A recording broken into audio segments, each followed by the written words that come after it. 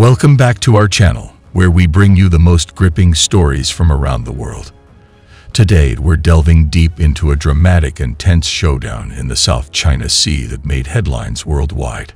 Stay tuned as we unfold the events that transpired in the Ayungin Shoal. The South China Sea has long been a region of contention and dispute among various nations. In a recent incident, U.S. Marine F-35 jets found themselves in a tense standoff with the Chinese Coast Guard, creating a significant buzz in the international arena.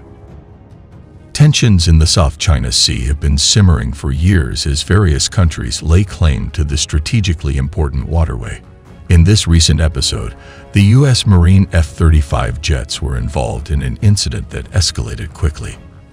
Philippine Coast Guard jets were conducting a resupply mission to Ayungin Shoal, an area disputed between the Philippines and China. This mission was aimed at supporting the Philippine Coast Guard, which maintains a presence in the region.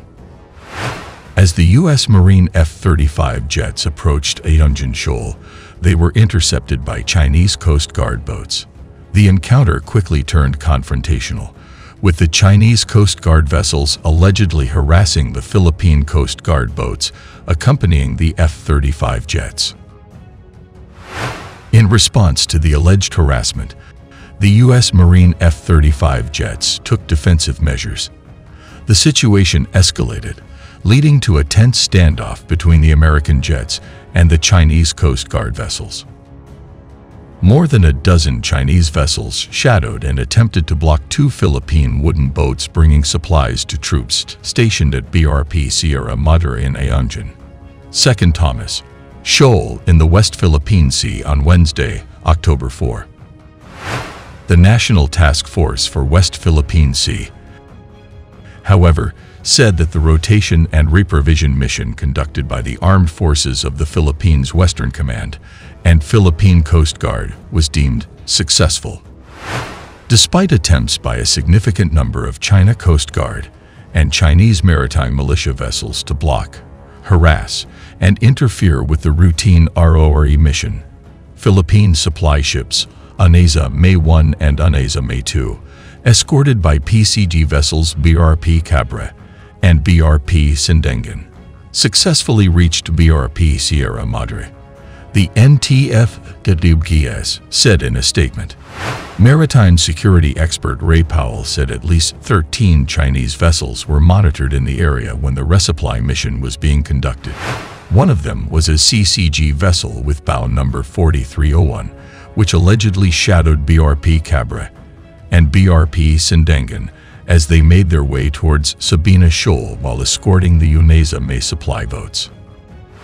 Two more CCG vessels with bow numbers 5201 and 21551 were also detected near the shoal since the night of October 3 and are likely still in the area when the mission was being carried out, said Powell, a director at Stanford University's Gordian Knot Center for National Security Innovation.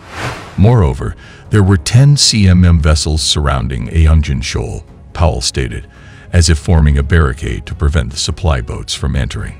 The NTF-DWGS said that the resupply mission to Ayungin Shoal and the maintenance of BRP Sierra Madre are part of regular operations in line with domestic and international law and ensures safety and well-being of our stationed personnel. These missions are a legitimate exercise of the administrative functions of the Philippine government over the West Philippine Sea, in line with the United Nations Convention on the Law of the Sea, UNCLOS, the 2016 Arbitral Award, and domestic laws, it stressed. In a statement late Wednesday evening, the National Task Force on the West Philippine Sea, WPS, said the resupply boats made it to the BRP Sierra Madre, despite attempts by a significant number of China Coast Guard and Chinese maritime militia vessels to block, harass, and interfere.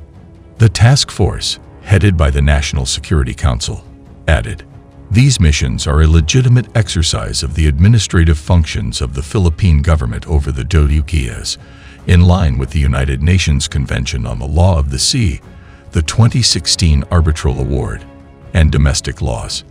China's harassment during resupply missions to Ayungin Shoal is nothing new. In early August, the CCG used water cannons on Philippine ships, preventing the resupply mission. Weeks later in August, the Philippines completed the resupply mission, amid CCG harassment. A September resupply mission was also characterized by China's dangerous maneuvers and harassment.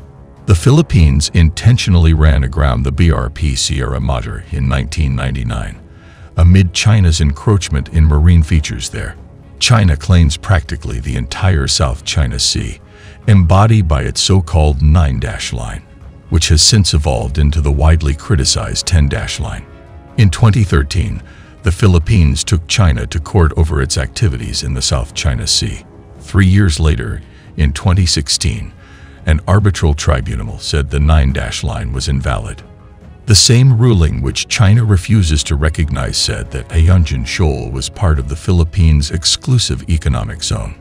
In the aftermath of the encounter, diplomatic efforts have been initiated to de-escalate tensions in the South China Sea. Both the United States and China have expressed their concerns and are working towards a peaceful resolution of the dispute. The incident between the U.S. Marine F-35 jets and the Chinese Coast Guard underscores the ongoing challenges in the South China Sea.